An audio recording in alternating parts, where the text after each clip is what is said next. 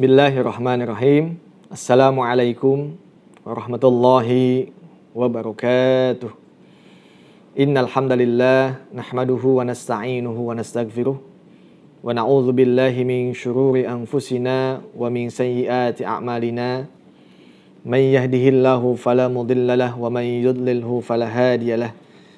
Asyhadu an la ilaha illallah wahdahu la syarikalah wa asyhadu anna Muhammadan abduhu wa rasuluh la nabiyya wa la rasula ba'dah. Allahumma fassalli wa sallim ala Muhammad wa ala ali Muhammad kama sallaita ala Ibrahim wa ala ali Ibrahim fil alamin innaka Hamidum Majid. Allahumma barik ala Muhammad wa ala ali Muhammad kama barakta ala Ibrahim wa ala ali Ibrahim fil alamin innaka Hamidum Majid. Wa qala Allah ta'ala fi kitabihil karim, a'udzu billahi minasy syaithanir rajim.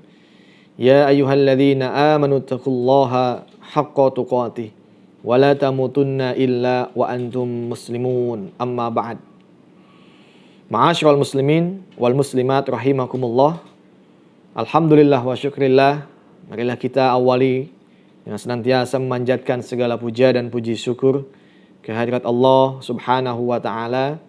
Salawat dan salam semoga Allah tetap limpah curahkan kepada baginda Nabi kita Nabi Muhammad sallallahu alaihi wasallam, kepada segenap keluarganya, sahabatnya, tabi'in, tabi'it tabi'in, dan mudah-mudahan kepada kita selaku umatnya yang istiqomah menjalankan ajarannya.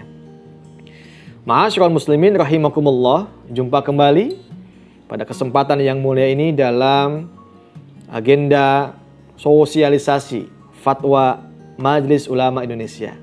Insyaallah pada kesempatan ini kita akan membahas tentang fatwa nomor 36 tahun 2020, yaitu tentang sholat Idul Adha dan penyembelihan hewan kurban saat wabah COVID-19. Dan insyaallah ini mudah-mudahan bermanfaat bagi para panitia DKM yang tidak lama lagi kita akan melaksanakan sholat Idul Adha dan juga penyembelihan hewan kurban. Ma'asyiral muslimin rahimakumullah, sebelum kita bahas tentang isi kandungan fatwa, ada cara pandang yang mesti kita pahami. Yang pertama adalah fatwa itu adalah produk hukum Islam. Di antara yang lain yaitu ada fikih, kemudian ada al-aqdiyah, putusan pengadilan, ada juga qanun dan juga yang lainnya. Nah, tentu fatwa ini menjadi rujukan umat Islam dalam menghadapi situasi kondisi yang memang kondisi itu butuh untuk kepastian hukum. Jadi hakikatnya fatwa ini dia akan menghukumi fakta, menghukumi situasi kondisi, bukan sebaliknya. Sehingga nanti wajah fikih yang menjadi representasi wajah ajaran Islam itu adalah wajahnya memudahkan. Dia tidak menyulitkan begitu. Sehingga kaidah fikih itu adalah bagaimana fikih bisa menjawab fakta hukum yang sedang dihadapi, bukan sebaliknya fakta menyulitkan dalam melaksanakan hukum. Yassiru wala tu'assiru. Permudahlah, tidak boleh dipersulit. Sehingga kondisi situasi inilah yang dikenal dalam kaidah usul itu disebut dengan hukum wad'i gitu. Jadi hukum wad'i itu dia akan melekat dengan hukum taklifi. Ketika di sana ada hukum taklifi, maka dalam waktu yang sama ada hukum wad'i. Dan hukum wad'i ini adalah nanti akan menjadi satu falsafah bahwa Allah paham betul kondisi manusia itu tidak stabil. Situasi keadaan itu juga tidak konstan. Ada kalanya kita sehat, ada kalanya kita sakit, ada kalanya kita punya uang, ada kalanya kita juga tidak punya uang. Ya, suatu ketika misalnya kita jadi muzaki, mungkin tahun depan, 2 tahun ke depan, bisa jadi kita jadi mustahik. Itulah yang disebut dengan situasi, kondisi keadaan yang disebut dengan hukum wad'i. Nah, maka sekali lagi hukum wad'i itu adalah bagaimana hukum itu dilaksanakan. Bagaimana hukum itu dijalankan ketika dalam kondisi, situasi, dan keadaannya. Nah, ikhwan fiddin kaum muslimin wal muslimat rahimakumullah, dalam fatwa ini, Majelis Ulama Indonesia pada prinsipnya sama dengan fatwa-fatwa sebelumnya.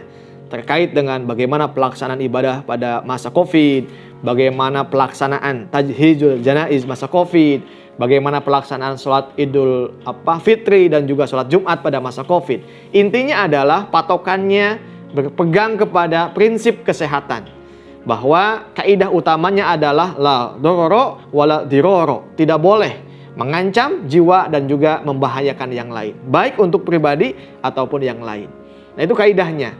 Maka secara umum ya, ini sama dengan fatwa-fatwa yang lain yang berpatokan kepada kaidah atau juga panduan protokol kesehatan gitu. Nah, nanti semua dalil, kaidah-kaidahnya itu adalah mengikuti kepada bagaimana supaya hifdzuddin, hifdzun nafs, ya, hifdzun nasal, hifdzul akal yang disebut dengan maqasidus syariah. Bagaimana intinya agama itu menjaga ya akal, menjaga kesehatan, menjaga nasal keturunan dan juga menjaga harta. Nah, ma'asyiral muslimin rahimakumullah, di antara fatwa ya yang penting yang mungkin ini mesti kita fahami bersama ya, selain dalil-dalil, kaidah-kaidah yang mungkin kita sudah mafhum, nah di antaranya ada panduan yang sangat teknis ya terkait dengan bagaimana pelaksanaan penyembelihan hewan kurban. Nah, bagi para pelaksana DKM ya, kemudian asatid yang nanti akan melaksanakan ya kegiatan penyembelihan dan sholat Idul Adha ya, alangkah baiknya kita mengingatkan kembali, merujuk kembali tentang kepada fatwa ini. Nah, di fatwa ini ada beberapa poin ya. Pelaksanaan penyembelihan kurban harus tetap menjaga protokol kesehatan untuk mencegah dan meminimalisir potensi penularan. Ya, maka A. Pihak yang terlibat dalam proses penyembelihan saling menjaga jarak atau physical distancing dan meminimalisir terjadinya kerumunan. B. Selama kegiatan penyembelihan berlangsung, pihak pelaksana harus menjaga jarak atau physical distancing, memakai masker, dan mencuci tangan dengan sabun selama di area penyembelihan. Setiap akan mengantarkan daging kepada penerima dan sebelum pulang ke rumah. C. Penyembelihan kurban dapat dilaksanakan bekerja sama dengan rumah potong hewan dengan menjalankan ketentuan fatwa Majelis Ulama Indonesia nomor 12 tahun 2009 yaitu tentang standar sertifikasi penyembelihan halal. D. Dalam hal ketentuan pada huruf C tidak dapat dilakukan, maka penyembelihan dilakukan di area khusus dengan memastikan pelaksanaan protokol kesehatan, aspek kebersihan dan sanitasi serta kebersihan lingkungan. E. Pelaksanaan penyembelihan kurban bisa mengoptimalkan keluasan waktu selama 4 hari mulai setelah pelaksanaan sholat Idul Adha itu tanggal 10 Zulhijjah hingga sebelum maghrib tanggal 13 Zulhijjah. Nah ini ya, jadi tidak langsung dihabiskan begitu ya, supaya tidak menghindari tadi ya kerumunan. Kemudian yang F, pendistribusian daging kurban dilakukan dengan tetap melaksanakan protokol kesehatan ya. Nah, kemudian di poin yang ke-7, pemerintah memfasilitasi pelaksanaan protokol kesehatan dalam menjalankan ibadah kurban agar dapat terlaksana sesuai dengan ketentuan syariat Islam dan terhindar dari potensi penularan COVID-19. Baik. Ma'asyiral muslimin rahimakumullah, selanjutnya ini ada rekomendasi ya.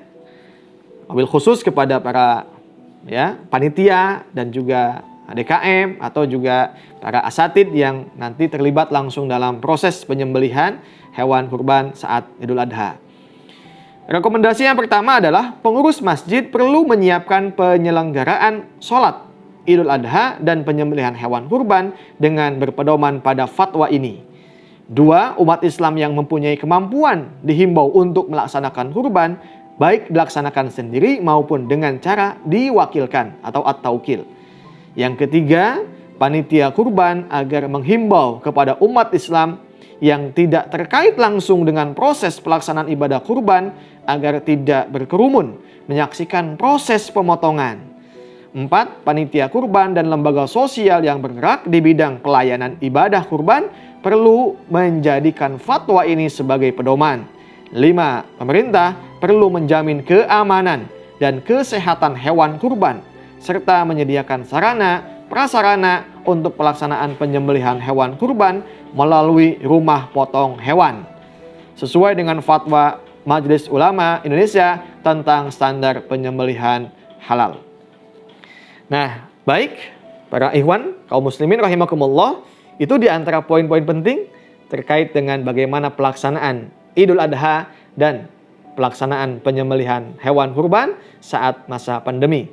Jadi pada prinsipnya kita semua taat dengan protokol kesehatan dan silahkan laksanakan dengan penuh ketenangan, penuh kesyahduan, dan penuh kehusyuan. Dan mudah-mudahan amal ibadah kita, sholat kita, kurban kita diterima oleh Allah Subhanahu wa Ta'ala. Selamat menjalankan Hari Raya Idul Kurban 1442 Hijriah.